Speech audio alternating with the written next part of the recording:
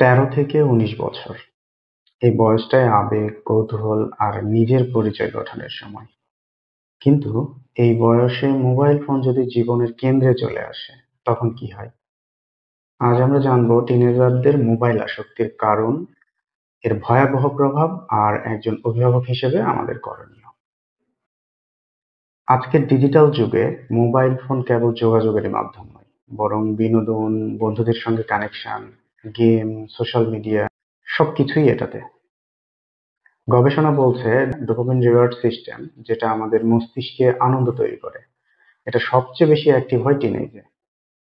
তাই যখন তারা নোটিফিকেশন পায়, ভিডিও দেখে বা লাইক পায়, তখন এই ডোপামিন রিলিজ হয়।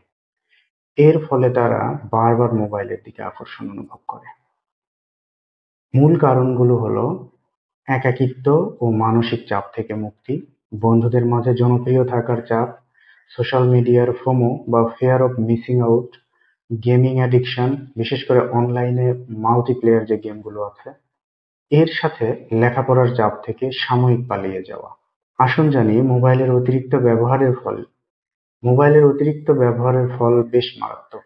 আমাদের মানসিক, শারীরিক, পারিবারিক, একাডেমিক এই সমস্ত দিকগুলো ক্ষতিগ্রস্ত হয়। যেমন মানসিক দিক থেকে যে ক্ষতিগুলো হয়, স্ক্রিন টাইম মেলাটোনিন হরমোন কমায়, ফলাফলে ঘুমের সমস্যা হয়, আত্মসম্মান বোধ হ্রাস পায়, উদ্বেগ, ডিপ্রেশন এবং সোশ্যাল কম্প্যারিজন শুরু হয়। এছাড়াও হতে পারে সাইবার বুলিং এর শিকার। শারীরিক ক্ষেত্রে চোখের সমস্যা, ঘাড় ও হাতে ব্যথা, ওবেসিটি, অতিরিক্ত বসে থাকা অথবা স্ন্যাক্স খাওয়ার কারণে হতে পারে। পারিবারিক ও একাডেমিক প্রভাব, বাবা মায়ের সঙ্গে দূরত্ব বেড়ে যেতে পারে, মনোযোগে ঘাটতি হতে পারে, স্কুলে অনুপস্থিতিতে বেড়ে যায়, ফলাফল হিসেবে রেজাল্ট খারাপ হয়। আসুন খুব সংক্ষেপে জেনে নিই অভিভাবক হিসেবে তাহলে আমাদের করণীয় কি। ১. মোবাইল নিষিদ্ধ নয়, সীমাবদ্ধ করুন। সময় বেঁধে দিন, যেমন দিনে ১ থেকে ২ ঘন্টার বেশি নয়। ২. ডিজিটাল ডিটক্স ডে চালু করুন। সপ্তাহে একটি দিন সবাই মিলে মোবাইল ছাড়া সময় কাটান। ৩. বিকল্প আনন্দ দিন। কোর্স, বই পড়া, পারিবারিক সময় বা কোনো শখে উৎসাহ দিন। ৪. খোলা মন নিয়ে কথা বলুন। বকাঝকা নয়, বরং শুনুন তারা কি চায় বা কেন আসক্ত হচ্ছে। ৫. মডেলিং করুন। আপনি নিজেও যদি সারাদিন ফোন নিয়ে থাকেন, বাচ্চা ঠিক সেটাই শিখবে।